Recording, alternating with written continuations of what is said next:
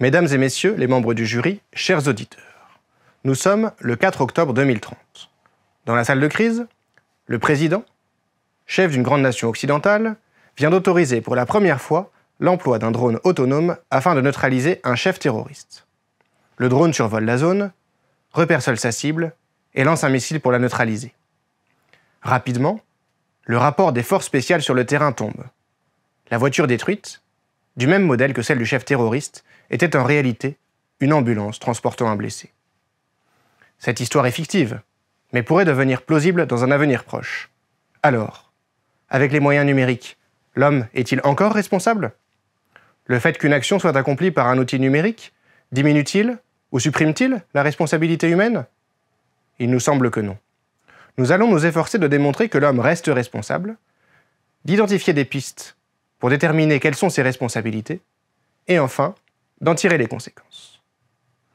Avec les moyens numériques, l'homme reste encore responsable.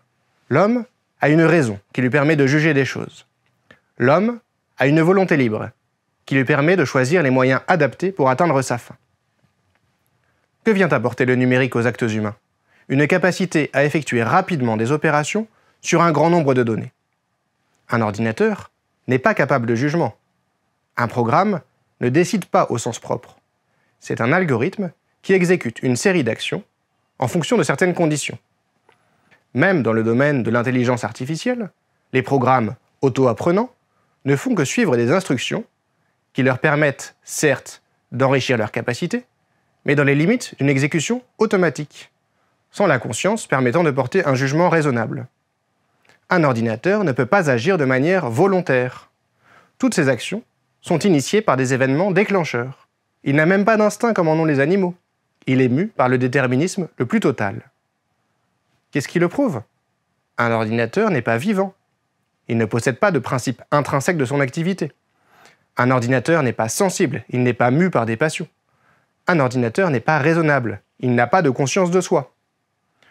Le numérique n'est donc qu'un outil pour l'homme.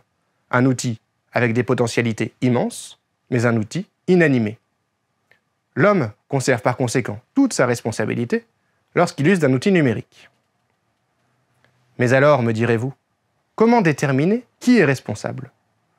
Si nous reprenons l'exemple de notre drone autonome, qui doit porter la responsabilité de l'erreur commise par la machine ? Est-ce le développeur de l'algorithme ? Est-ce le responsable du programme d'armement ? Est-ce le chef d'État ? La question est complexe. La responsabilité d'un acte peut s'entendre de plusieurs manières. D'un point de vue éthique, le responsable est celui qui choisit les moyens pour atteindre une fin déterminée. Il peut donc y avoir plusieurs niveaux de responsabilité en fonction de l'importance des choix et de la capacité à en prévoir les conséquences possibles. D'un point de vue juridique, normalement fondé sur les principes éthiques, sont responsables ceux qui sont jugés tels par un magistrat par rapport à une loi et à l'appréciation des circonstances concrètes. D'un point de vue économique, la responsabilité peut être déterminée par un assureur, par exemple, qui aura ses propres critères de jugement. Un vaste champ reste donc ouvert aux experts de ces disciplines pour prendre en compte les circonstances particulières induites par l'utilisation d'outils numériques. Quelles conséquences faut-il tirer de la responsabilité humaine ? On peut en retenir que l'utilisation d'un intermédiaire numérique ne peut pas être un prétexte pour se défausser de ses responsabilités. Les responsabilités doivent être prises de bout en bout, du responsable du programme à celui qui le réalise, du concepteur à l'utilisateur. Cette démarche éthique est à mettre au cœur des préoccupations et sert de guide et de garde-fou au moment de faire des choix structurants. En aucun cas, la négligence, l'incompétence ou le profit ne peuvent être des raisons pour abdiquer cette responsabilité.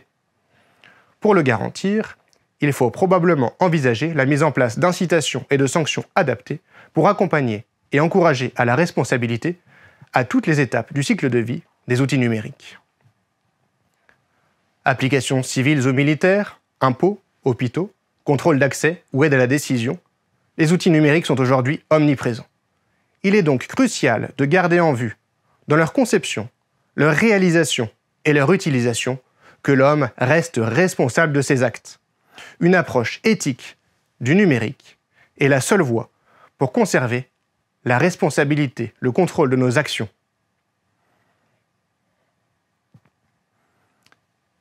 À chacun de nous de prendre sa responsabilité et d'agir à son niveau.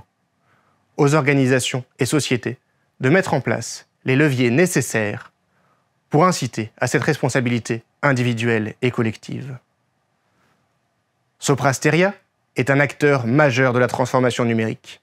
Notre responsabilité est d'autant plus grande de montrer la voie.